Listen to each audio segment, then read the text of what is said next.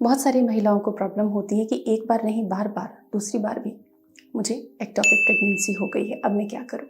हालांकि ये नंबर बहुत कम होता है, लेकिन बहुत ही दुखदायी होता है, बहुत ही पीड़ादायी होता है। कई कंडीशन ऐसी होती है जिसमें अगर आप अवेयर नहीं हैं, आपको जानकारी का अभाव है, मेडिकल फैसिलिटी आपको टाइम से नहीं मिली, तो जान पे भी खतरा होता है।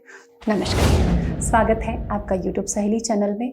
और आज हम बात करने वाले हैं एक खतरनाक प्रेगनेंसी की स्टेट के बारे में कि उससे बचें कैसे। प्रिवेंशन ही एकमात्र उपाय है ऐसी स्थिति से बचने का। तो गर्भाशय और अंडाशय को कनेक्ट करने वाली ट्यूब होती है फैलोपियन ट्यूब, लेकिन कई बार अंडाशय से अंडा निकला, फैलोपियन ट्यूब से पास हुआ, गर्भाशय तक जाना था, नहीं गया, स्पर्म फैलोपियन ट्यूब में उसको फर्टिलाइज कर गया और किसी भी कारणवश, चाहे कोई ऑब्स्ट्रक्शन हो या फैलोपियन ट्यूब की संरचना में कॉन्जेनिटल डिफेक्ट्स भी होते हैं और बाद में भी आ जाते हैं, और एग फर्टिलाइज होकर वहीं पे रह गया और वो डेवलप होने लग गया, तो इससे ट्यूब्स बहुत सक्रिय होती हैं, वो गर्भ को धारण नहीं कर सकती और रप्चर होने का खतरा रहता है, वो प्रेगनेंसी फ्रूटफुल नहीं होती है। ऐसे में ऐसी प्रेगनेंसी के होने के चांसेस दोबारा भी बहुत ज़्यादा होते हैं। तो बचाव ही एकमात्र उपाय है। और क्या कारण है कि फैलोपियन ट्यूब में प्रेगनेंसी रुकती है?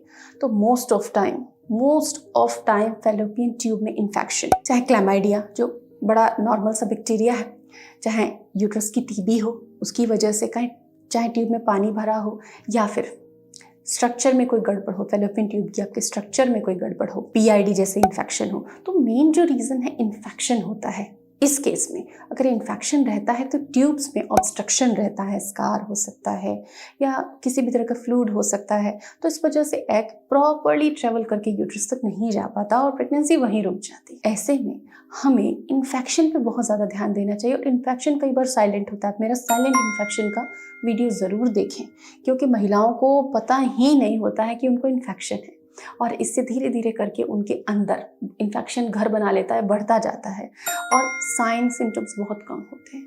तो थोड़ा भी लक्षण लगता है आपको पीरियड में इरेगुलरिटी या पेन वगैरह, तो आप अपने जांच कराएं। पीरियड के जस्ट बाद जांच होती है, तो उससे आपको अपने इन्फेक्शन का स्टेटस पता चल जाएगा। दूसरा इसका प्रमुख कारण है आज के टाइम में महिलाओं का भी स्मोकिंग करना और ड्रिंक करना। तो आज के टाइम में जिस गति से बराबरी की होड़ में महिलाएं आगे बढ़ रही हैं और स्मोकिंग या ड्रिंक का कल्चर बढ़ रहा है, फैलोपियन ट्यूब में इशू आने का खतरा भी बढ़ रहा है। तो ये दो प्रमुख कारण हैं। अब हम जानेंगे समाधान को, कि अगर आपको इन्फेक्शन है, आपको बचना है, या फिर एक बार हो गया अब दोबारा ना हो, आपको डर है, बचना है अब उससे, तो क्या उपाय करेगी आप खुद से। कुछ होम रेमेडीज़ की भी बात करेंगे, मेडिकल ट्रीटमेंट क्या आवश्यक है उसकी भी बात करेंगे। तो अगर आपको इन्फेक्शन डिटेक्ट हुआ है, डॉक्टर ने बताया है कि आपको इन्फेक्शन है, तो ऐसे केस में एंटीबायोटिक का पूरा कोर्स जब तक डॉक्टर बताते हैं आपको लेना चाहिए, क्योंकि इन्फेक्शन बहुत धीरे धीरे जाता है। अगर ट्रेसेस भी बच जाते हैं और आपने कोर्स बीच में स्टॉप कर दिया, तो वो वापस से प्रोलिफरेट, वापस से बढ़ जाते हैं, और ये इन्फेक्शन आपको बार बार होता है। आप कहते हैं मुझे बार बार इन्फेक्शन होता है। ये तो थी बाहर की बात। अंदर की बात, ये इन्फेक्शन क्यों हो रहा है?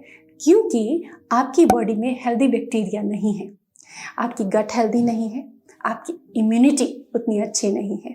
तो इसके लिए अल्कलाइन डाइट, जिसमें कुछ इन्फ्यूज़न है, हरी पत्तेदार सब्जियां, एसिडिक चीज़ें कम लें, खट्टी चीज़ें कम लें, प्रोबायोटिक सप्लीमेंट्स भी आप खा सकते हैं, बिल्कुल नेचुरल होते हैं प्रोबायोटिक सप्लीमेंट्स। डेली एक कैप्सूल आप अपने डॉक्टर से पूछकर, डाइटिशियन से पूछकर ले सकते हैं। इस तरीके से अपनी डाइट को चेंज करें ताकि बॉडी का पीएच जो है ठीक हो जाए, नॉर्मल हो जाए, जिससे कि आपके निचले अंगों से इन्फेक्शन एंटर ना हो। अगर वजाइनल इन्फेक्शन होते हैं, वो यूट्रस तक ट्रैवल करते हैं, लंबे समय तक रहेंगे तो बॉडी के अंदर वो फैलेंगे। तो इन्फेक्शन से बचने के लिए आप मेरे इन्फेक्शन रिलेटेड वीडियोस को देखें, जिनके लिंक मैंने यहाँ डिस्क्रिप्शन में दिए हैं, ताकि आप अपना बचाव कर सके ₹0 कॉस्ट। कई बार स्ट्रक्चर में प्रॉब्लम होने पर फैलोपियन ट्यूब में सर्जरी भी की जाती है। कई बार डॉक्टर आपको IVF की भी सलाह दे सकते हैं, लेकिन अगर आप इन्फेक्शन को दूर कर लेते हैं तो बहुत आसानी से नॉर्मल प्रेगनेंसी हो सकती है आपकी। अब इसके लिए घरेलू क्या उपाय हैं जो साइंस बेस्ड हैं? तो ऐसे में अजवाइन का यूज़ बहुत इंपॉर्टेंट, जो कि इन्फेक्शन को दूर कर सकता है। अजवाइन का पाउडर भी आपको लेना चाहिए, उससे आपका डाइजेशन, गट हेल्दी होगा। और अजवाइन में एंटी माइक्रोबियल प्रॉपर्टीज़ होती हैं, बिल्कुल सेम लौंग में भी, क्लोव्स में भी होती हैं। तो इनका इन्फ्यूज़न आप पिए, इनकी चाय आप ले सकते हैं, इन्फ्यूज़न आप ले सकते हैं। अपने बॉडी के टेम्परामेंट, बॉडी गर्म है, इन्फ्यूज़न ले लीजिए, बॉडी नॉर्मल है तो आप चाय भी ले सकते हैं। तेज पत्ता, यूट्रस इन्फेक्शंस के लिए तेज पत्ता वरदान है। ध्यान रहे, तेज पत्ता के नाम पे कई तरह के पत्ते बाजार में मिलते हैं, असली तेज पत्ता ही इस्तेमाल करें। तो तेज पत्ते की चाय लेना, तेज पत्ता बॉईल करके वो पानी यूज करना इन्फेक्शन को दूर करता है, बॉडी को अंदर से प्रिपेयर करता है। इसके अलावा अजवाइन की आप धुनी ले सकते हैं। बहुत सारे प्यारे प्यारे कमेंट्स मिले, इतने अच्छे फीडबैक मिलते हैं मुझे कि अजवाइन धुनी से उनको 2-3 बार लेने से ही बहुत अच्छे रिजल्ट आ रहे हैं। कोकोनट ऑयल अप्लाई कर सकते हैं। मल्टीपल पार्टनर या अनप्रोटेक्टेड कॉन्टैक्ट से भी इन्फेक्शन बार बार फैलता है, और अगर एक बार हो गया तो कुछ दिन तक कॉन्टैक्ट नहीं रखना चाहिए, ताकि मेल या फीमेल से बार बार एक दूसरे से री-इन्फेक्ट ना हो।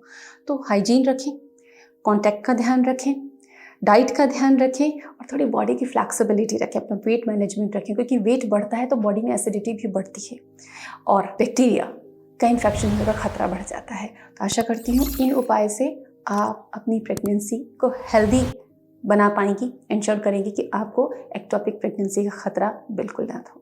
Thanks for watching.